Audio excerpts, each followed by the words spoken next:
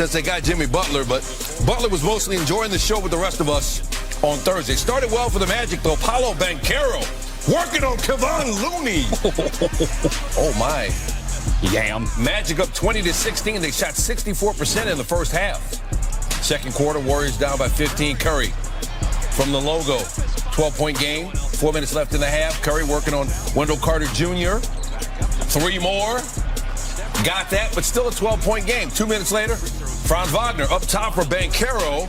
Banchero 24 in the first half, 41 for the game. He wasn't close to the leading scorer.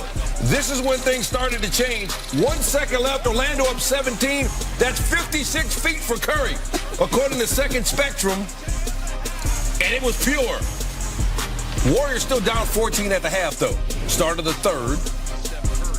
Jimmy Butler to Curry. Sidestep. Another three, got a favorable bounce, and it falls. And that's the start of a good old-fashioned Curry flurry. Another one. Warriors down by 1. Under 6 to go in the third. Curry drives. Gotcha. Went back behind the line, let another one fly. Next Warriors possession. Curry, keep feeding him. 9 of 13 from 3 through the first 3 quarters. It's 82-75 Warriors. Later in the third, Curry working on Wagner. All sorts of moves, and then the finish. 42nd career 20-point quarter, most of any player in the play-by-play era. Outscored the Magic 22-21 in the third, and with the Golf Channel guys watching, he gave him a little wrist hinge. Late fourth quarter. Curry to Quentin Post, back to Curry. 26 game with double-digit threes. That's 10. Butler, one of his 7 assists. Curry turns it into his 11th triple of the game. Warriors up 7. Under 2 to go. Warriors lead cut to 2. Curry working on Banchero. How about 12 threes in 19 tries and 56 points? 14th career 50-point game. Warriors win their 5th in a row. It never gets old watching. I can tell you that. I think the fans here tonight, even the Magic fans, they know they're witnessing greatest shooter ever and one of the greatest performers ever. He's an incredible performer, and he put on quite a show tonight. But aside from Steph, what do you think was the difference? The man had 56 points. There is no aside from Steph. He had 56. I have to channel February 27th energy, all the time. I don't know what it is, but yeah, like tonight was different just because we needed all of them to kind of stay afloat and give ourselves a chance. And then, a lot of guys contributed down the stretch to help us win, but it's nice to have a flurry like that and have fun with it.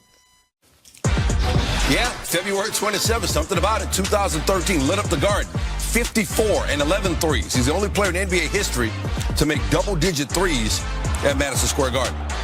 In 2016, one of the most incredible moments of his career in the history of NBA Twitter, with the game tied in overtime, pulled up from 3, draining the shot for the win. Here's bang. Mike Breen's call. You have a timeout. Decide not to use it. Curry, way downtown. Bang! Bang! Oh, what a shot from Curry! 46 points, 12 threes for Curry in that one. And then on Thursday, February 27th, again, 56 and 12 threes against the Magic. He's the third player in NBA history with at least 3 45-point games on a single calendar day, along with Hall of Famers Wilt Chamberlain and Elgin Baylor. What a night for Curry, but Paolo Banchero also was special. 41. Curry is not, that could have been 3 or 4 more trips of missed or made shots where he is now able to rest. And I think that's a great point. And it's such a subtle thing, but it matters a lot to Steph Curry, who can get worn down at times. Here's where I've been surprised, not surprised, because Jimmy Butler is a very smart player. His ability to fit within the confines of his offense, because that's what I was wondering. Like, how exactly does that work? The mid-range game, the ISO play, the free throws, the toughness, that we knew that. What about fitting in with this style of play with Draymond Green and Steph Curry and the way they want to play? You know what it is? Jimmy Butler is an incredibly underrated passer, and he's got an unbelievable IQ for the game. So he finds the right space to occupy. He knows the next pass to make after he receives it. So all of that continuity stuff still works with Jimmy Butler doing his thing. I've been incredibly impressed. And I also see them run out into the locker room now, onto the floor rather, out of the tunnel. They've got a swagger and a belief about them now. Yeah. They've got a totally different energy about them and their belief in terms of what their ceiling is. Yep. Shannon? But that's all it took. It took them to beat a team without Anthony Davis, without Lively, without Daniel Gafford. That's all it took. So I guess what? The Lakers going to the championship. If they can play OKC without Shai Gilgeous, without Williams, without Hartenstein, and without Chet Holmgren, here we go. Really, Stephen A. and Legs? In that 5-1 record, who have they beat? That's above them. I don't remember who they played. Hold on, nobody's saying they're winning. Nobody's saying they're winning the West. We're not saying they're winning the West, but they're a dramatically improved product. I was wrong. I was wrong. I was. Stephen A. I was wrong. Excuse me. First of all, you should hold on because you're not going to hear me say that very often. So you should hold on to those moments, okay? That's number one, okay? Number two, you're one of the people who taught me this. Listen, when you're watching the nuances of the game unfold before your very eyes, everything is not predicated on just the competition of play sometimes. Sometimes you're watching how teams seamlessly work together, and then you're imagining what they could do on any given night. That's all I'm saying. I don't think they're going to the finals, but do they have the potential to knock off somebody in the West, Shannon? I think they do. Shannon, to answer your earlier question about the only team they beat that's ahead of them, excuse me 1 second, the only one is the Rockets. Now, Stephen, now, if they go knock off OKC, they knock off Cleveland, they knock off Boston, they get one of those teams like that, because y'all know what we do to them. It don't matter who they're. You already know what LeBron do to. Don't you know, Stephen A? Legs, don't you know? Don't you know what we do? Okay, I'm just checking. Long as everybody knows. No, he's about to make my spring a very, very uncomfortable spring. Oh, he's no starting doubt. to get on my damn No nerve. doubt. You know what I'm saying? Because I'm telling you right now, I'm just getting stopped going to hear more of this. The more they climb, I'm going to have to listen to this, Molly. I have to listen to this man. I thought my spring was going to be better and his spring was going to be bad.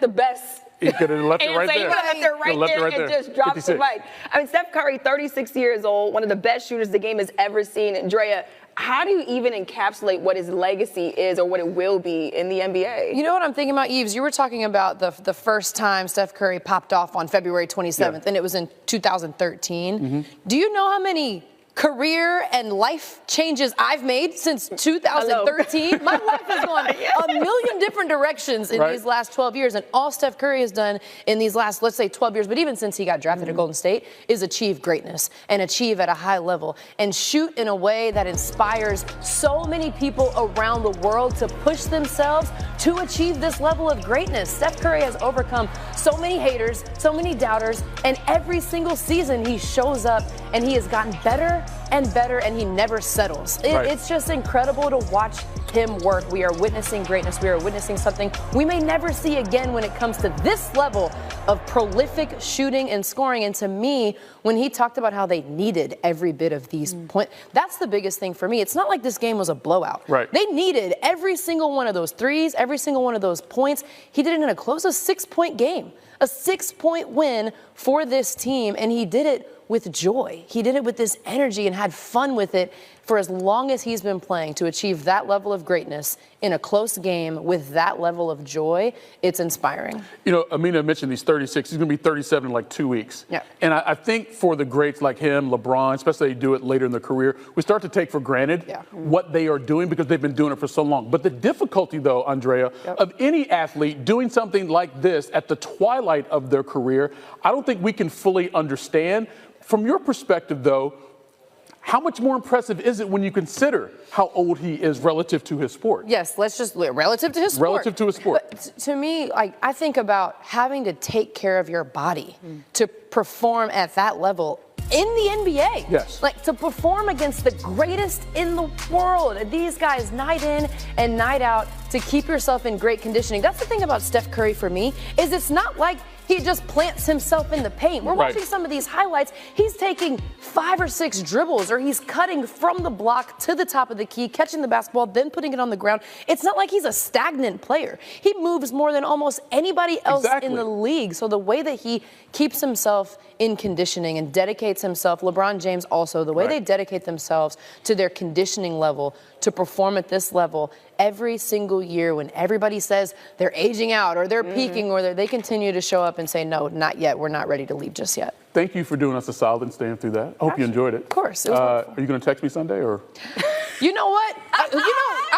Don's got something for you on Sunday. coming. Coach Staley has something for you on Sunday. Absolutely. You didn't wish her good luck, then you messed me up. Dang. Don's my girl. No, Tennessee messed you up. That's what messed you up. I had nothing to do with that. You know what? I got to give it to Kentucky because that was what Steph Curry did to the Magic. That was all of Kentucky to Tennessee. Like more on that later in the show. We will